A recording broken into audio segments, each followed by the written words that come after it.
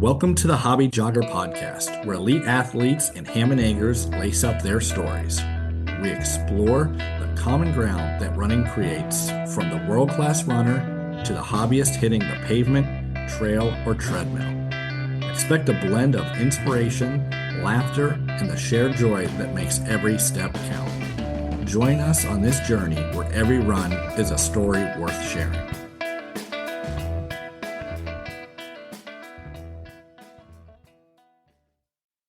Welcome back, hobby joggers. On this week's episode, we bring back former guest Bryan Parker. Bryan was coming off of a half marathon, and in this episode, we get to hear a little bit about his full marathon experience at the LA Marathon. Bryan, also very interesting, he's a sound guru, lives out in LA, is currently working on the hit show The Pitt, where Bryan is the supervising sound editor. Bryan is also a 7-time Emmy-nominated sound engineer. Hope you enjoy the show. Welcome to this edition of the Hobby Jogger. This is a Hobby Jogger and Friends episode. Rob Myers, the co-host for today's episode. Rob, how are you? Doing well. Yeah, I've been trying to get out there and train a little bit for the Savage One coming up this Saturday. So a little nervous, if I'm being honest, a little nervous. Saw you bought a pair of the Merrell Skyfires. I just had mine out in Pennsylvania this week. Hell of a shoe. Super impressed by it. So good luck with that. Appreciate it. But today we have a very special guest, friend of ours, friend of the show, Mr. Bryan Parker, coming off of his LA Marathon. Awesome year that you're having, Bryan. Great show that you're working on the Pit as well. And one of your favorite bands is going to come tour America this year with Pantera. So it's all happening. It's all happening. It's all coming together. But welcome back to the show, Bryan. Thanks for joining us. Thank you very much for inviting me back. Yeah, so you survived the LA Marathon. I did, intact. You made it. I did. And I will tell you, I had my doubts. I had some doubts during the training, but it was a very good day. It was a very good day. Good. But I feel like the weather's probably generally always good in LA. There's a very, very, very rainy season in like December, January, February, but we basically just finished the rainy season right in time for the marathon this year. It was quite good. Sweet. Well, that probably, I guess rainy season probably hurt your training a little bit, but you seem to be logging the miles in. Yes, except the fires actually did much more damage to my training season. Oh yeah. The air quality was really bad in most parts of LA. Now I live down in South LA, so I was certainly less affected by folks in Pasadena, Altadena up there. But even so, there were days when I'd go outside and it really actively smelled smoky. And so I took off. I think I skipped 2 long runs. And I did a couple short runs just to test the waters, but going out for like a 13 mile, I skipped one of those and sort of felt that later in the training where when I sort of got back on the horse around, just try to jump back into the program for a 16-mile run, say, or an 18-mile run. I just felt a little bit underprepared for a stretch there during the training. I felt the absence of those weeks that I missed. So Bryan, LA spread out enough. Was it possible that you could check the weather app and find other locations where the weather is a little better and maybe drive 20, 30, 40 minutes?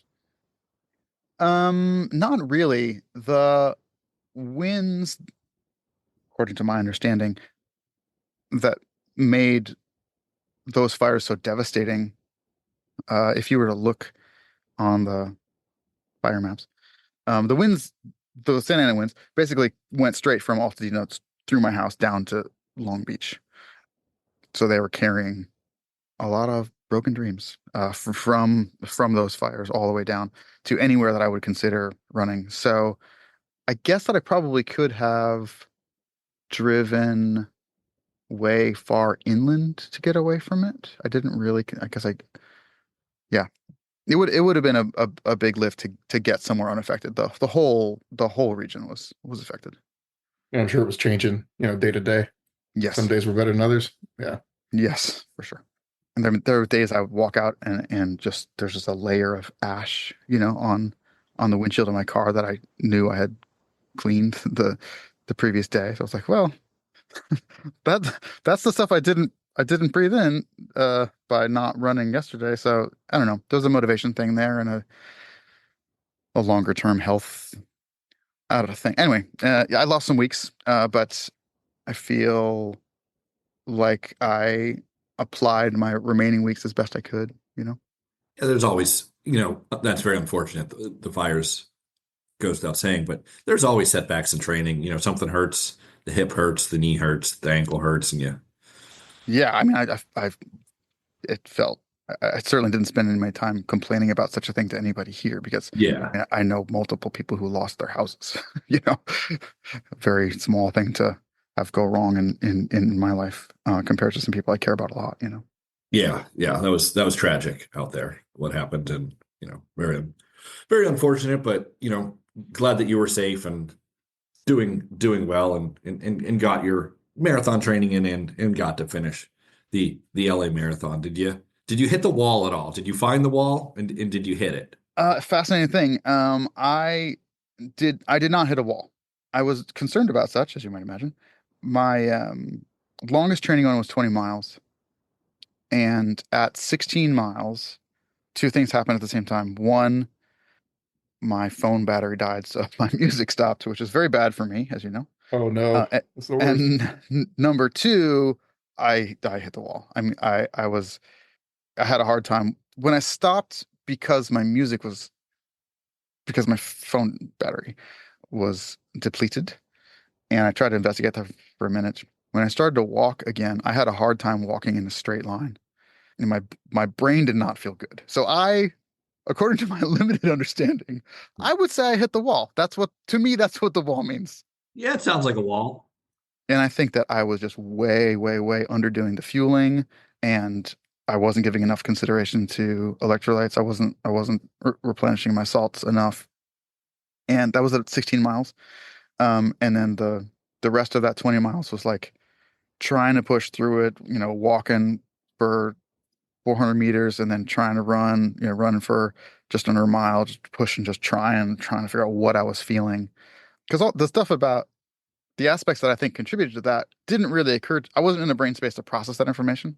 Yeah. So it didn't really occur to me what was going on until afterward. If it had occurred to me, I probably would have found a convenience store and, well, actually, my phone battery was dead, so I couldn't use Apple Pay to buy Sour Patch Kids. I don't know. I don't know what I would have known, but I wasn't dealing with the information especially well.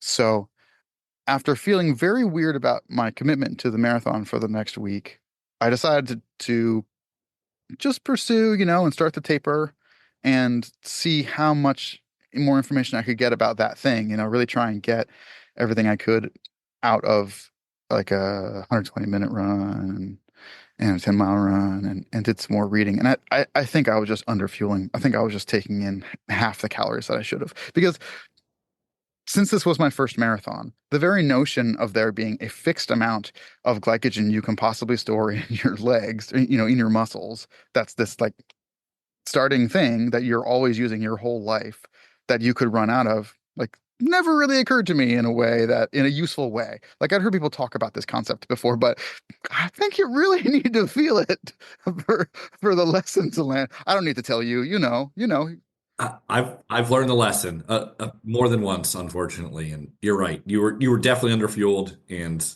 you feel hungover. Yeah, Like, very, very weird. yeah, you were out on a bender, but you weren't drinking. You were running, and it's a strange feeling. Rob, you've been there, I know. Oh yeah, no, hungover's perfect. And it's as I've told Rob a couple times along the way, I've been very grateful for the things that have gone wrong in my running. I've been very, very, very grateful for the way that they've gone wrong on a small to medium, not on a small scale, because I've learned a lot from them in a way that I could apply to prevent something really, really wrong from going, prevent something from going really wrong in the future. So there's just no way to learn that lesson. Like, okay, cool, Brian, you've done a half marathon. Great, you ate some gels. Cool, great. It went Yeah. fine. Some gels like one every 45 minutes or, maybe 30 minutes. You know your favorite flavor, right? Sure, great, whatever. It's fine. And that works fine when you haven't completely depleted all of the glycogen in all your muscles. I did not realize that I was drawing on a reserve that whole time, right? I thought that amount of fueling along the way was enough simply because I had not done the math and believed the internet. So, so like, there's no way to test for it unless you go north of 16 miles, right? Yep. That's it. That's the game. And so I'm very, very grateful that I know this now, and I have a better sense of my limits. And as a result, after my taper, I was kind of like, my attitude towards my first marathon was kind of like, my attitude towards my first marathon was, okay, I guess let's just see. Just very Gen X, just very like, yeah, man, whatever's about to happen is gonna fully happen to me. So I just went for it, and I just said yes to every Dixie cup of Gatorade that appeared in front of me along the way, right? That's good strategy. I got like a reusable pouch, and I used hammer gel, to like refill the reusable pouch, because the sight of like all those discarded goo packets I find kind of revolting. I'm with you. So I got one of those reusable ones. And it honestly went fine. My good friend Scott, who is a runner with a much faster pace than mine, was like, he wasn't running the marathon, but he was like, "Hey, I'm stoked you're doing it. What kind of support can I give? Is there anything I can do?" And I was like, "Anything, anything you want to do is great. You want to bring me a mile, or bring me a mile? Do you want to bring me a banana at mile 14? I would love it. Do you want to like pace me for a minute? Mile 16 to 18, just make sure I get past where the hump right there where I stumbled before." And he was like, "Yeah, both." He like brought his motorbike out. He like met me at mile 14 with a full Gatorade and a banana. And I stopped and talked to him for a moment, which was nice. And then he was like, "All right, cool. See you in 2 miles." He hopped on his motorbike. He went around to like just after 16 miles and ran with me for a minute. And honestly, it made all the difference. It pushed past the place where I had let my brain get me a little freaked out about before, just kind of press reset on my whole attitude. And I just got to talk to him for 2 miles, and it set me up for the last leg. It was incredible, actually. It was, yeah, it was perfect. Nice. Glad you had an enjoyable time like that. And yeah, it definitely helps. You have a friend, come out and support you like that. And it's a mental thing to get over when you've put yourself into that spot before. It's tough mentally to then go back and break through it. I know I've done it to myself before, where it was like a long run, and I was just so dead at the end of it. Like, blurry vision.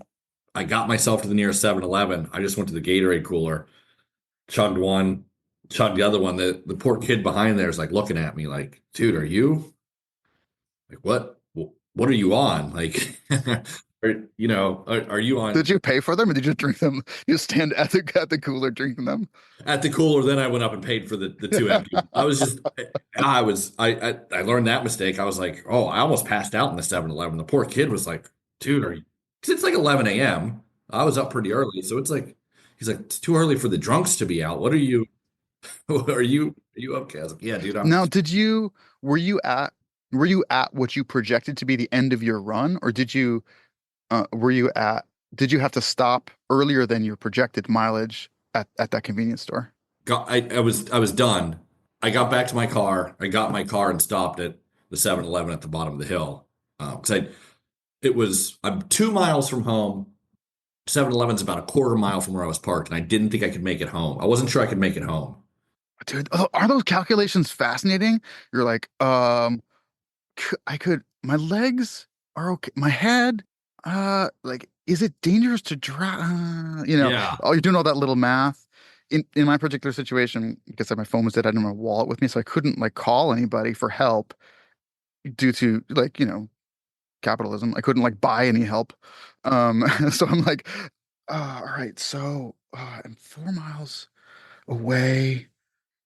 If I sit down, I'm kind of worried about passing out on, like all this like the Yeah. little math. Yeah. Yeah, it was like it was controlled, but it was definitely scary. Like, oh, I'm in a little bit of danger here. Like it's 11 a.m. on a Saturday and I'm, walking around like a zombie. This isn't How good. long ago was that? Oh, this is a couple years ago. I learned my lesson from that one. Was at that time was that the longest distance you'd gone, or was there some other factor that made it so challenging? I just didn't, I would, for whatever reason, because I don't drink a lot when I run. I don't eat a lot. Like my normal runs, I never do. And I thought I'd be okay. And I got to like mile 15 at the top of, Sand Run Park. Hmm. And I was like, shit, I was like, I'm dead. And I got 5 miles left to get back to my car. Like, this is not good. Like, I remember I stopped at the water fountain at the bottom of the hill for like a couple minutes and drank as much water as I could and was full, but it wasn't enough. Like, I was depleted. I was hurting. There's a dude in I think it's episode 1. Yeah, there's a dude in episode 1 of the Pit. Yeah. That's a triathlete, and Yep. he's like, I usually do fine, but something's not right. And he loses consciousness and his heart stops, and the team's like, whoa, Rabdo, and so I had that clanging around my head, whenever I was feeling not great at mile 16. It's an experience you have to have. When you hear other people tell the stories, You got to feel it. it doesn't do anything. Like it takes you to one, and then you experience it yourself, and you're like, oh, I know now. I know. And Brian, you've heard this one before, but I don't know if you have, Casey. First Highland Sky, driving back the day after, I'm pulling the camper, and I look at Beth. I'm like, I'm done. We got to pull over. So she found a campground, set up the camper, and I went to sleep for 20 hours. That was my first time Yeah. afterwards, man. I don't know what it was, but everything was shutting down. I'm like, this is dangerous. We got to pull over. Not a good feeling. Not a good feeling. Yeah. It's no, I don't think you've told me that story. Yeah, it's good to hear them, but yeah, you don't learn until you have to pull over and sleep for 20 hours. Like you just don't.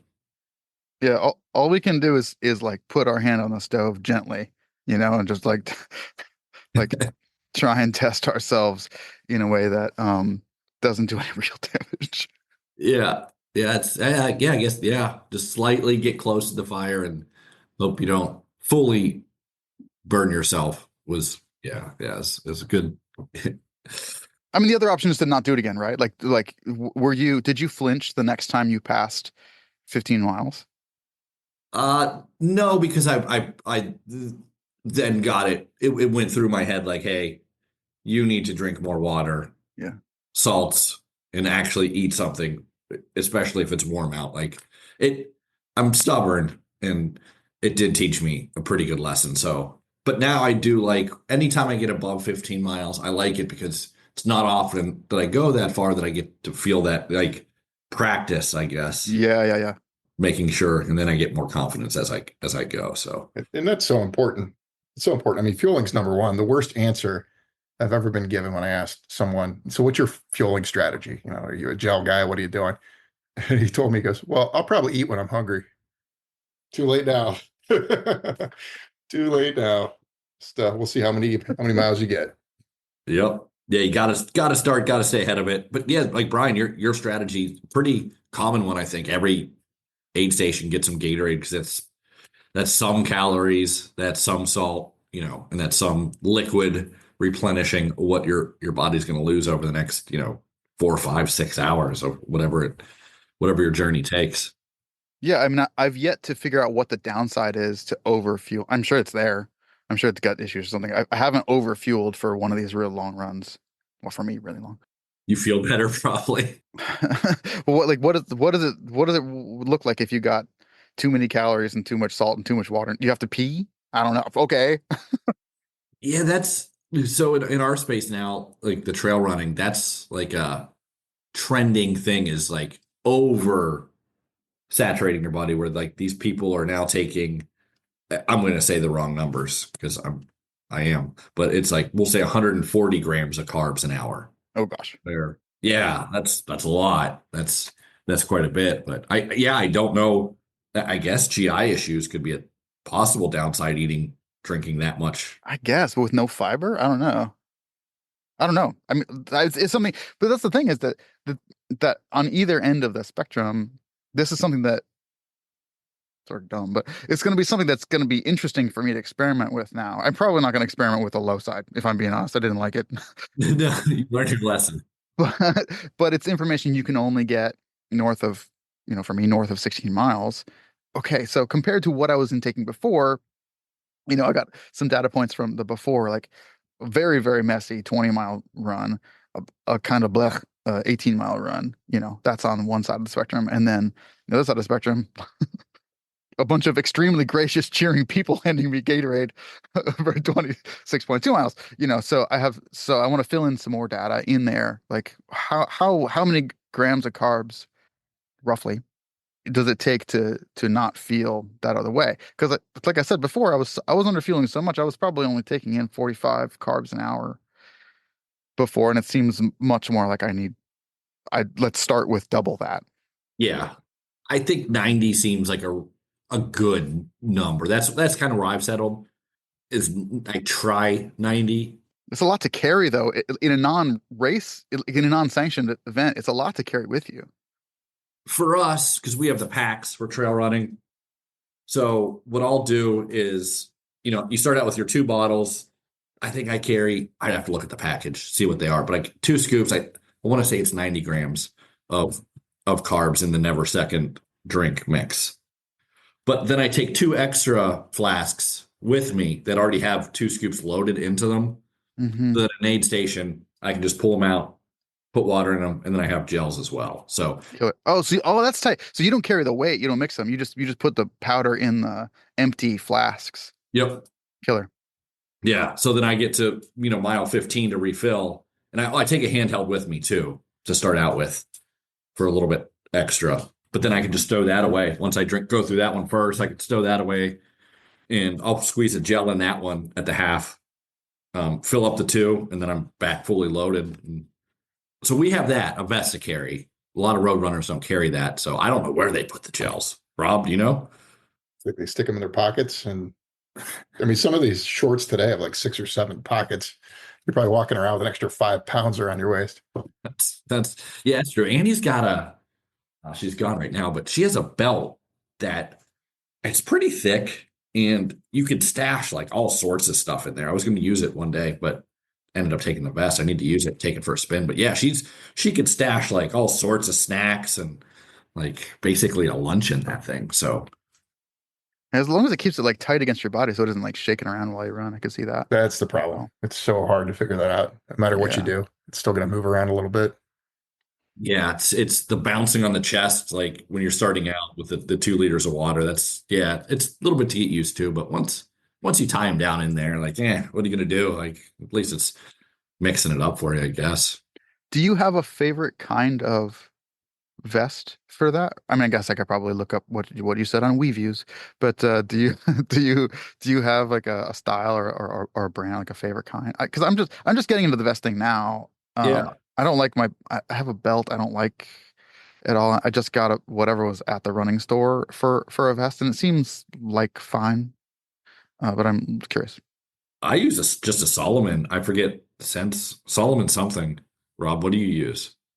Mine's super cheap. I mean, the one I'd like to have is kind of the one like David's. I think he has the kind of the second skin, the tight ones that you can kind of shove whatever under your armpits. They have these giant pockets. But it's like $200-300 and I'm cheap. So.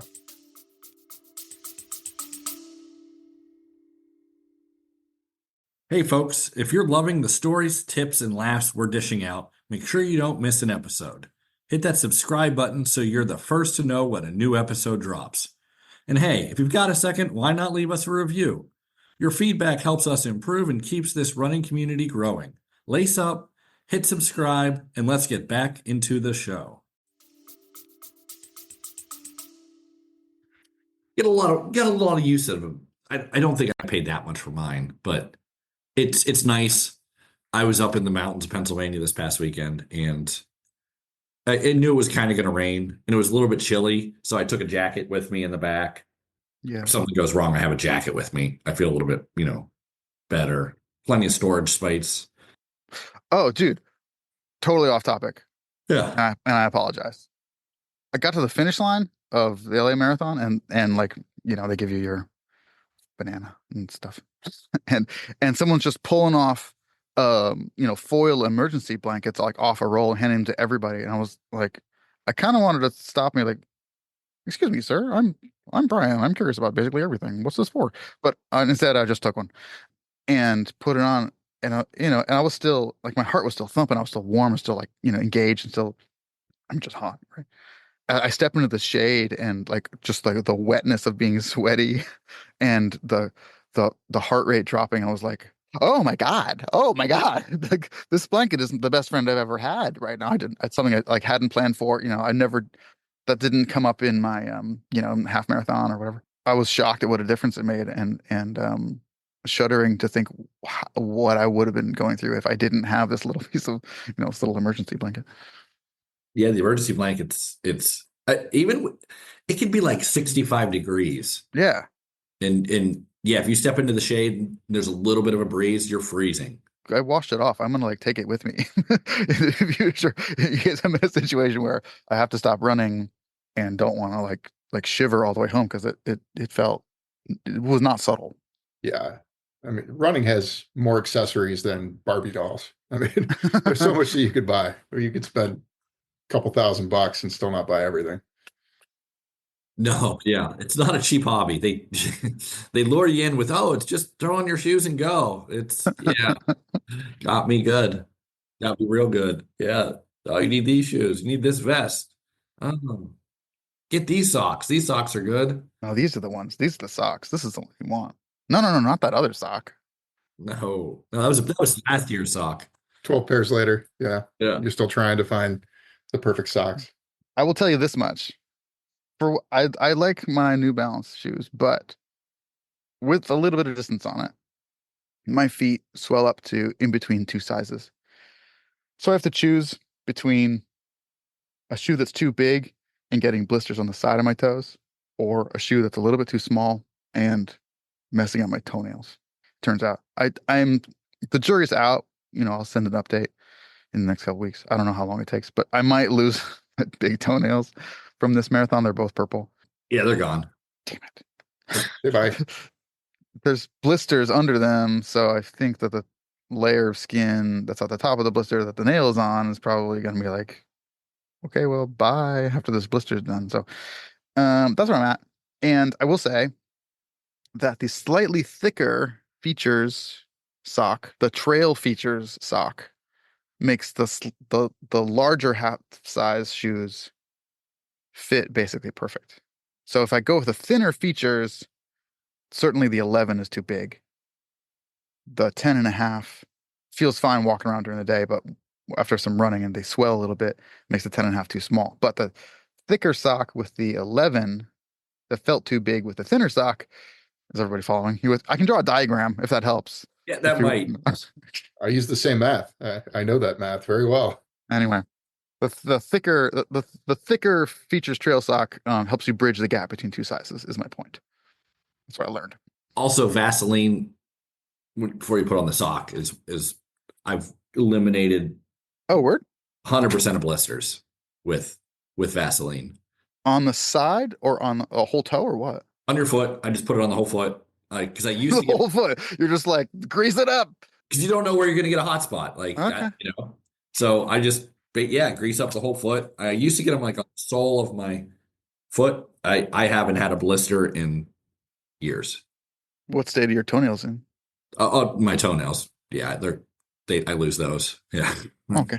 Yeah. The Vaseline doesn't help the toenails. It just prevents the blisters. I haven't figured out the toenail game yet. So Yeah, this is the intel we need. yeah, I don't know how we get the Have you had a podiatrist on the podcast yet? No, I don't think so.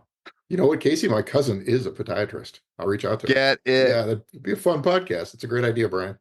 Yeah, that's a really good. Yeah, we should because I can't believe we didn't think of that before. Thanks, Brian. Yeah, see, that's what we need. Yeah, I'd No like. sweat. Credit me later as my idea when it's a huge success. There you go. I'll just save a toenail. Thanks, Brian. Yeah, I mean, that's yeah. I've lost. I seem to lose the right one. Uh, I've always lost the right one. The left one's never. I don't know why, but yeah, the right toenail goes. Have you ever saved them? Did you like frame it? No, they're quite disgusting to me. I don't even like to look at them. I just hold my nose. I will let you know how mine go. I don't know. I would love. I tried draining. When I could ascertain that what was really going on is like that there's a blister under there, and that part of that blister was like peeking under the front. I was like, well, maybe if I relieve some of the fluid, it'll heal without puffing up any more than it is right now. And it'll just go back down and heal, and the skin will stick around and it'll stay and I won't lose the nail. Now, I'm not super confident that this is going to work, but this is the working strategy I have at the moment. Yeah. Good luck. Good luck. Report back and let us know. Okay. Yeah, we're going to have weekly toenail updates on the Hobby Jogger. Yeah, we're gonna need pictures, diagrams. Yeah, you need like a ticker running at the bottom of the video. Bryan Parker has now lost his toenail. The toe just gets blacker and blacker. You should make the podiatrist like predict what's going to happen, and then we come in with the update. That's a good idea. Yeah, so we make it turn into a game, like free trail fantasy, but for Brian's toe. I gotta tell you, it doesn't feel like a game from here. I've gone on a few runs since the marathon, and haven't been pushing the distance like too far, and it just feels a little snug in the front of the shoe. Just a little. I'm just aware of it, you know. Yeah, a little swollen still. Yeah, yeah. Well, I mean, you probably can now have access to more medical advice than anyone with the show, right? Well, I mean, I have not asked Dr. Joe, our esteemed medical advisor, for like personal medical advice. I feel like I think that's a faux pas. I think that every doctor hates that. So no, I don't really think I have access to. I think by the second season, you earn it though. Like you get at least one lifeline, right? One question you can ask. Yeah, dude. Congratulations on that. We're gonna watch the I think it's the season finale tonight, but got renewed for season 2. The season finale isn't out yet. Because I missed Thursday's episode, so I wasn't sure. Well, you're in for a ride, Casey, but we're actually doing 15 episodes this season. It's going to be sweet. Yeah. Episode 12 is one of my favorite things I've ever done. I mean, I'm really proud of it. It's funny, the show doesn't have a ton of music, so it leaves a lot of space, but it's funny that the television viewing audience really does not think about sound that much. And that's okay. My body of work is focused on realism. I'm proud of that. I don't do stuff that's too flashy. I don't like try and push sounds above a naturalistic level. I don't encourage my mixers to really feature the work that I've designed or that my people have designed and cut in just for the purpose of featuring it. So it all feels, I hope, it all feels like natural. It feels like it's just something that happened on set, you know, in the moment. But I assure you that it is all composed, you know, that very, very carefully placed gurney buys and shouts and plastic bins and all these things that fit into the gaps around dialogue are very carefully placed and chosen. That fact seems lost on a lot of viewers. I guess that's okay. I guess that's a testament to the success of our realism. Yeah. I mean, it's my favorite medical show since House. Oh, thank you. House is an all time to me. Well, and partly, I mean, I can't lie. Part of it is due to the fact that it takes place in Pittsburgh, my hometown. Sure. Like Dana, the head nurse. I know her. Yeah. You know, I don't know her. I know her. Like that character. Yeah. She's a Yinzer. She's from around. Like I know the neighborhood. She's from Dormont. She's from, you know, Beachview area. She doesn't take that kind of shit from you. Yeah, I know what you mean. Yeah. It's just such a good portrayal of, you know, Yinzer nurse is.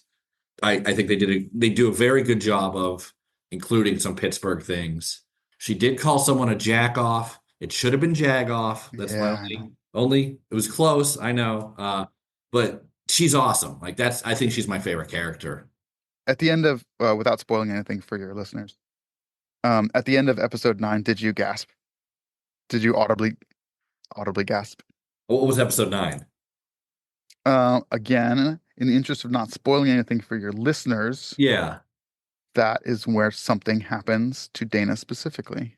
Oh, yeah, absolutely. And her reaction to it is what I would expect from the Dana that I know, like that character that I know. Yeah. That is exactly, put some ice on it. Hey, I'm going to get back to work, Yeah. Yeah, it's been a joy, Casey. I mean, honestly, it's been there are good ideas executed very well. There's strong writing executed very, very well. With people that we like to work with. People are kind and they listen to each other in that show. And the cast seems to have a real cohesion. They like each other and they like showing up, and the whole thing has been a blessing. Honestly, it's been wonderful. The HBO does a phenomenal job. I think maybe the greatest ever when it comes to TV of casting. Some of the characters that HBO has come up with over the decades that it's been around, from Oz to The Wire, all throughout the years, they kill the casting. Like Taylor Dearden, who's Dr. King on the show, I had no idea who she was before this show. Never heard of her, and I was like, holy shit! Like, it's amazing what she does with that character, and She's Jessica's. She's my partner's favorite, easy, like by a mile. Her and Dana are my two favorites. But yeah, she's just the job and the sound that you do on it. It's super real. Everything flows perfectly. I like the idea of the 24 type, 24 hours from the show 24. Like, you get to see the whole day, because I know I've known some ER nurses, and it's like, holy shit, like, yeah, it's high intensity, and like. Yeah, and Noah Wiley speaks to that. He talks about how the format of the show means that in episode 3, you're also acting, hours 1 and 2. Like, the weight of the shift. Like, it's basically a show about the worst day in Dr. Robbie's life, right? It's like this day just keeps going on. So he's pulling the weight of those previous episodes with him into this episode, all of them. And so that's a cumulative thing that's going forward, for all the way to episode 15. And I think that comes across in the lines in his face extremely well, extremely well. Yeah, there's one point where he had to pee, and he kept getting interrupted when he needed to pee, and I was like, please let this man go to the bathroom. Everyone knows what this need is like. Everyone relates to this specific need. Yeah. But please just let this man use the bathroom so I can, rest a little bit easier here, because if he doesn't pee soon, I'm gonna be upset. Like, but that's how good the show is, dude. It's like, it's just small stuff like that it's been a pleasure to watch, man, and knowing that you're behind. So I have to ask the question on your behalf, Casey. Yeah. So Bryan, Yeah. is Casey going to get the interview for the consulting position on the show? Because that's all he talks about. I don't have a lot of sway outside my department. So you have some sway. He's saying there's a chance, Casey. He's saying there's a chance. I will mention to our producer, Terry, that we have an ardent enthusiast and Pittsburgh native in our camp. You do. And there is some small thing, like, I'm in no way knocking the writing, because like I said, when I'm upset that a guy on TV isn't peeing, that tells me it's very good writing. But there's just some little Yinzer tweaks I think we can, Yeah. The flagpole is very big, but let's see what we can run up it. I appreciate that. Yeah, that'd be awesome. Yeah. Get some Yinzer in there for me, Rob. There's a chance. That's what he's saying. He's saying there's a chance. It'll be run up a flagpole. You heard it here first. God. Yes. So back to the race. Yes. So the LA Marathon is gigantic. What was it like at the starting line? Oh my God. So many people. Yeah, we're talking 25,000 people, and crowds aren't. I am told that some people feed off of the energy in a big crowd, and I'm happy for them. I just showed up on the advice of some folks, on the advice of like David Barbie, a friend of mine, also a sound editor. I wore a winter coat. He was like, get a winter coat that you're comfortable donating, and be prepared to wait and make sure you can stay warm because it's a long wait. And I was like, I showed up at 6 a.m. for a theoretical 7 a.m. start. So I'm like waiting in the cold and the dark for an hour. So and I took some sweatpants too, some overpants. How are the Porta John lines? At the start, Yeah, were they massive? enormous. I don't understand why you'd have to pee already. I guess I found it very confusing, to be honest. Yeah, I had to. It's true that I had to pee like 45 minutes after I got there, like maybe 15 minutes before I went into the corral, from some hydration. But there were folks that were like getting off the shuttle bus and going straight into like 40-yard long lines. The scale of moving that many people through that area, I just, yeah, I didn't have a picture in my mind before I I think did for it. a lot of runners, it's nerves. I could see it. They have some stomach issues before the race. Nerves are getting to them. Oh, once you do it a few times, though, I mean, you kind of like I wake up maybe an extra hour earlier so I can cycle things.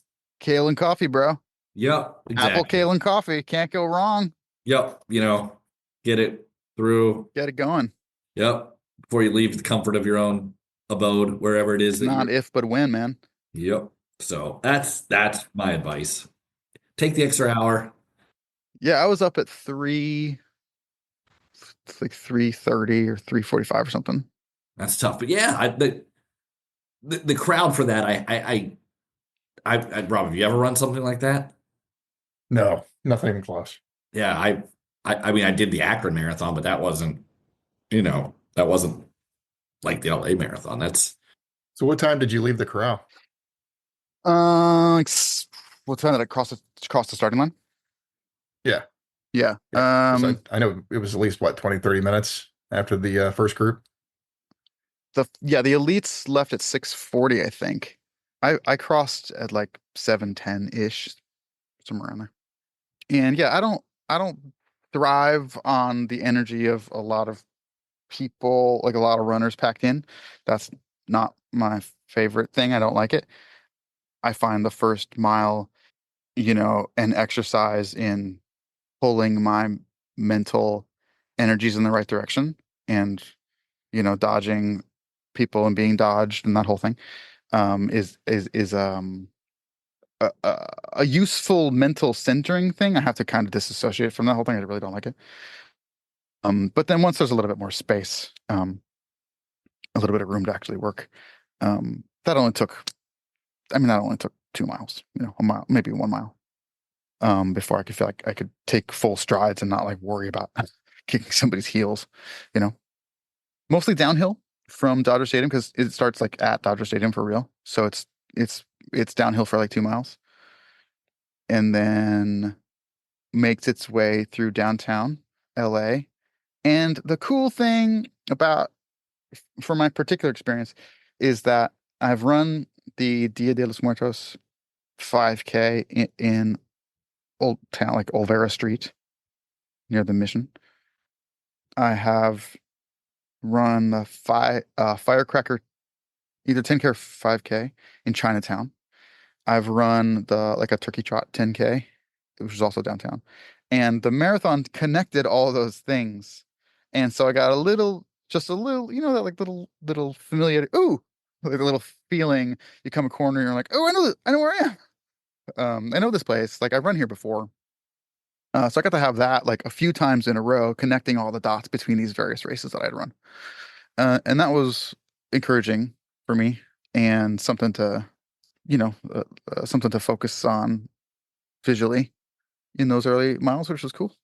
Yeah, it helps. Familiar landmarks, and I think it does. But yeah, and hey, if you don't like big crowds, hey, feel free to join us at a trail race sometime. There's Yeah. Dude, you'll be at home. There's been trail races where I think I've gone like 5, 6 miles and I haven't seen another person. like, am I in the right? Is this? Yeah. Yeah, sounds like you had a blast, dude. You learned, and I did. what's next? You gonna knock out another one? It took me like 4 or 5 days a week to process it and decide, but yeah, I think I could do it again.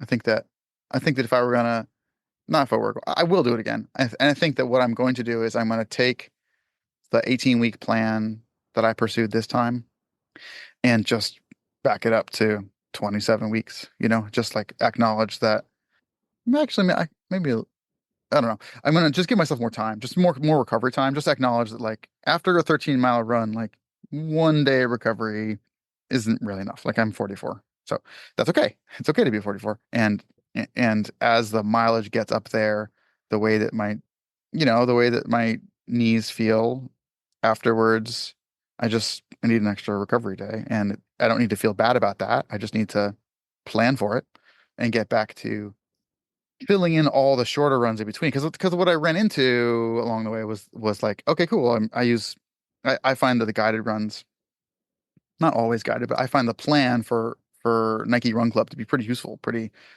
linear where it needs to be linear, and has a nice taper and all that stuff. And so I found that after like a 13-mile run, a 15-mile run, whatever, if I need an extra day to recover, if I just like I ran went for a long run on a Saturday, rested Sunday, and then I was like on a Monday, I was like really not feeling the vibe, like really not feeling like I could run again. Then I'd feel bad. I would like okay, now I'm skipping one of the shorter runs or one of the recovery runs or like a speed run or fartlek or something from the next week to give myself an extra recovery day, and then I'm feeling like guilty or feeling off or feeling bummed out or less than because I need the extra recovery day. But like, well, just plan for it. Just give yourself extra time, give yourself a recovery day, and do all the runs. You know what I mean? Let's just stretch the time out. Yeah, yeah, Makes sense. That's where I'm at. We had Rachel, hopefully I say her, Tamaya check on professional trail runner, and that's one thing that she has added was every week she takes a rest day now. Yeah. Just to recover, just to keep her body. You can't just break it down every day, especially our age. Like I'm 41, so we need some recovery time. That's a very nice background you have, Rob. Are you trying to say something there? No, not at all. Okay. Oh, I see. We have some marketing for our listeners who don't have us on video. I'd like to describe to you some marketing materials that Rob has put behind himself. It says the Canyons endurance runs. Yeah. Just a suggestion for the next race, Brian. Just a Let me suggestion. ask you, what state is that in, Rob? California. Oh, I love California. And you live in California too, so I think it makes sense. I do. The convenience of it. Nice little drive up I'm sure some interstate. We have those here. Yeah. Yeah, you have a lot of them. Yep. We'll be there. We will all be there. Me, David, and Rob. So yeah, feel free to come up and join us. And I want to hit the Moonraker. We're going to the Moonraker Brewery because James Bond reference. Big Bond nerd. So I need a shirt from the Moonraker Brewery. Is that in Sacramento? Auburn. Or thereabouts? Yeah, Auburn. That's where the race starts, downtown Auburn. So. Cool. Yeah, wonderful Auburn up there in the canyons. I need to look at the calendar. It does seem very appealing. Sweet. That'd be awesome.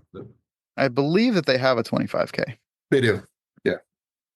Yeah, I believe there is a 25, maybe 21K. 21 or 25. Yeah, something like that. Sweet. Well, that'd be sweet, Brian. And one last thing. I don't think I'm going to have anyone that will go to Pantera, and Amon Amarth with me. So I might need you to come out here to go to Blossom with me to Are see they playing that. Blossom? Oh man, that's gonna be fun. Yeah, they're playing Blossom. Didn't realize Pantera pit seats were $365 at Blossom. I like Pantera. R.I.P. Dimebag Daryl. But yeah, little steep. Yeah, that's pretty steep. I do not listen to Pantera, but I they're coming through here in August. Is it about the same there? I think July. I think I want to say I asked Annie earlier. She said July, I think. Yeah. Amon Amarth tours the States seldomly enough that I do not think I will be missing that tour. My buddy Caleb is talking about going. I think we're gonna get our tickets here in a little bit. Sweet. Casey, I may come up and see him. I saw Pantera at Blossom 25 years ago. 25 years ago with the Deftones. Yeah. Wait, 25 years ago, Dimebag Daryl was still alive. Indeed. Wow. You saw the original lineup. Wow. Yeah. Yeah. That was I don't have it. I don't think I'll be. Annie's not. Yeah. I showed her a video and she was like, yeah, you're gonna. Not so much, Casey. Yeah. She's like, I'm gonna sit this one out. Good luck. I got her to go see Rob Zombie with me last year. She was a good sport. So You should show her a video of Amon Amarth when they get the whole crowd to row. yeah. Like that's the most fun. Yeah, I think that's the reason she's not I think that's why she's not All going. right. Yeah. I was like, what? We're gonna row. It's gonna be Where's your fun. sense of adventure? Yeah. Yeah. Put your back into the oar. Yeah. So glad you hooked me up with that band. Yeah. Any workout I do, I listen to those guys. Love it. I love that for you. I'd like to sprinkle before we leave. I'd just like to sprinkle a couple more recommendations, if I may. Yeah. Always. There's an Irish band called Saor, Saor. I don't actually know how to say that, but it's cool. You know, I believe they fall under the atmospheric death metal or atmospheric black metal umbrella. I also like Abysmal Dawn. They're from Los Angeles. And I will tell you this. Oh, one thing. I ran the marathon unstoned, just so you know. I was sober the whole way. Congratulations. Thank you. But I will tell you that on some shorter runs, the two songs that have been most clutch while running stoned, or if you can get the weed to hit right when Children of the Grave starts, oh my God, that is alchemy. It's magic. And the second one is Battery by Metallica, you know, and it really lifts you to a different place. I highly recommend it.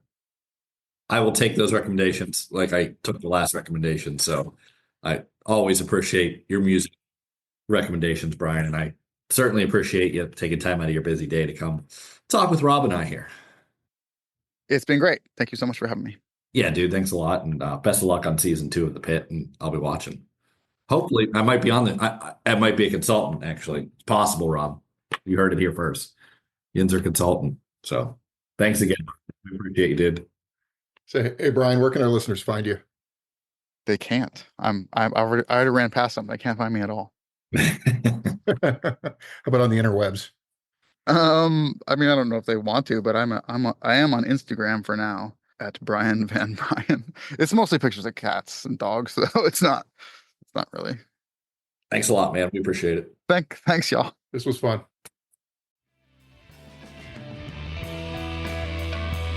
Thanks for tuning in to another episode of The Hobby Jogger. We hope you've enjoyed our conversation today. And if you liked what you heard, don't forget to subscribe and leave a review on your favorite podcast platform. Your support keeps us moving forward. Until next time, keep those feet moving and enjoy the miles.